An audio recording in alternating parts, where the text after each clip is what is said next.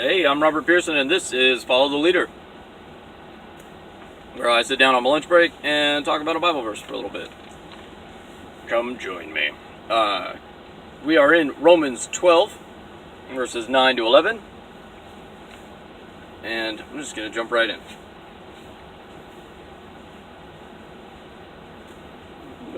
There we go, if I can find it. Okay. Let love be without hypocrisy. Abhor what is evil, cling to what is good. Be devoted to one another in brotherly love. Give preference to one another in honor, not lagging behind in diligence, fervent in spirit, serving the Lord. Alright, we're going to stop there. So, what's your favorite part?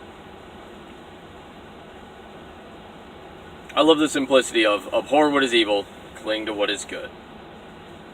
Stated in a way that kind of assumes evil things are obvious and good things are obvious. So stay away from the bad stuff and do the good stuff. I love that simplicity.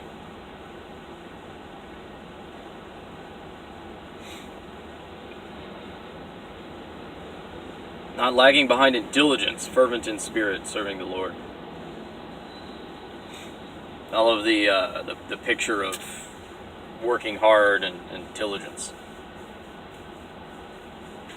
And serving the Lord could simply be doing your job to the best of your ability also, because He put us here and gave us skills and abilities and put us where we're at for a reason. So work hard and work as though unto the Lord. So what seems to be on the author's mind here, and Paul, I think, has jumped from a lot of heavy theological stuff, has transitioned into this chapter into a my brain just stopped working.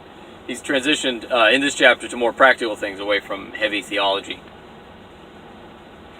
And so this is a little section out of a long list, and he's just going through some intensely practical ways to live out all the stuff he had been talking about up to this point. And so in this snippet, he really kind of zeroes in on just being consistent. Let love be without hypocrisy. Abhor what is evil, cling to what is good. Just like a good, simple, like, here's what you do. Bam, bam, bam, bam. Do good stuff, don't do bad stuff. Work hard. And just that eye for practicality was really... It's really interesting, because you would expect Paul to be all deep theology.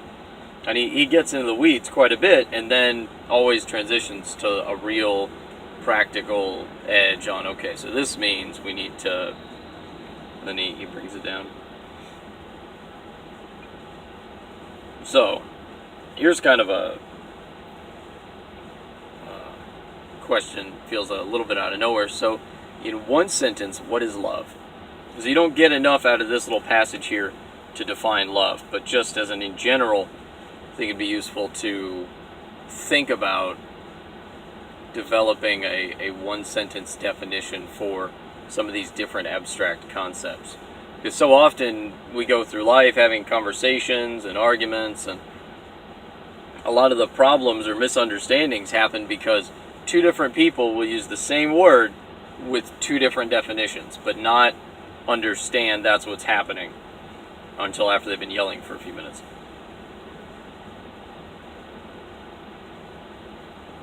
So, I've seen arguments go down where two people will either, will sound like they're yelling about each other, and you realize, oh, they're not really arguing about the role of faith in salvation. They're actually arguing about a definition of faith, because they're both operating from two different assumptions of what the word means.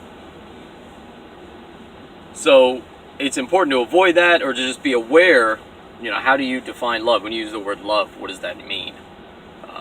When you use the word faith, what does that mean? Or justice, or fair, or equal.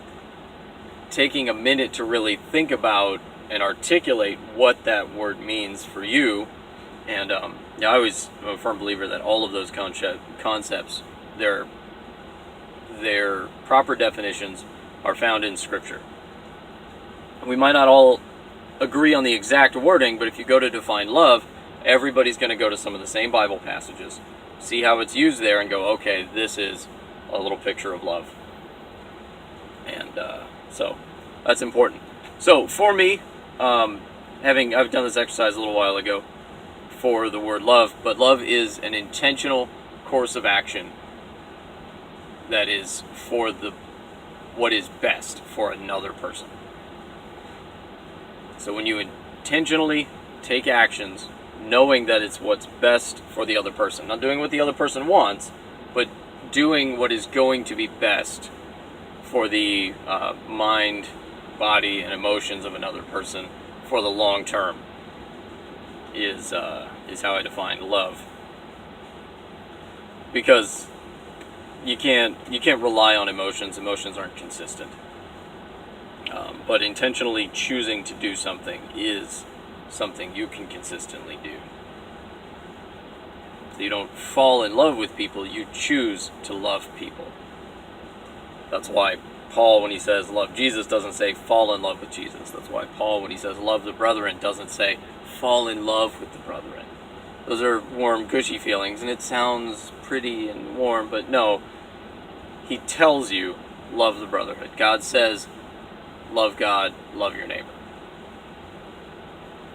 You choose, you decide to do what is best for someone other than yourself. That's love. So, there's a little more than one sentence. The one sentence I started with was the one sentence part, but anyway. So, what's going to be hard about living this out? Let love be without hypocrisy, abhor what is evil, cling to what is good, be devoted to one another in brotherly love, give preference to one another in honor, not lagging behind in diligence, fervent in spirit, serving the Lord. What's going to be hard about doing that? All of it, probably. I mean, everybody has good days and bad days, but on average, sometimes it's hard to not be a hypocrite. Sometimes you do that thing you shouldn't. You don't exactly abhor what's evil. You go, well, it's not that bad. Be devoted to one another in brotherly love. Give preference to one another in honor. That's the hard one. Because you have to be selfless. You have to, after you, that's that after you mentality where you let someone else go first. You let someone else have the nicest whatever. If you're sharing a small pint of Ben & Jerry's, you let your wife have the larger chunks of cookie dough or the last bit of the ice cream. The after you, giving preference to the other person. It's hard. Not lagging in diligence. It's hard sometimes. Wake up every morning. Be consistent. Get to work. You want to drag your feet. Go slow. It's Friday. Not lagging behind in diligence. Fervent in spirit. Serving the Lord. That's what Paul talks about. Like, not just employees. Paul talks to slaves and says, work hard for the master that God has put over you. Work as unto the Lord. Doesn't matter how little you get paid or whatnot. So that's about all I have for this little passage here. It's good, just straightforward, godly living. Do what you're supposed to. It's not easy, but it's simple. And it's hard, but it's simple. It takes work, but everything worth doing takes work. That's all I got for you today. Go ahead and shoot me your answers in the comments. And come on over to Facebook and say hi. I'm at facebook.com/follow2lead. Follow the number 2 lead at Facebook. Or you can just do the little Facebook search, follow the leader. Should be one of the ones on there.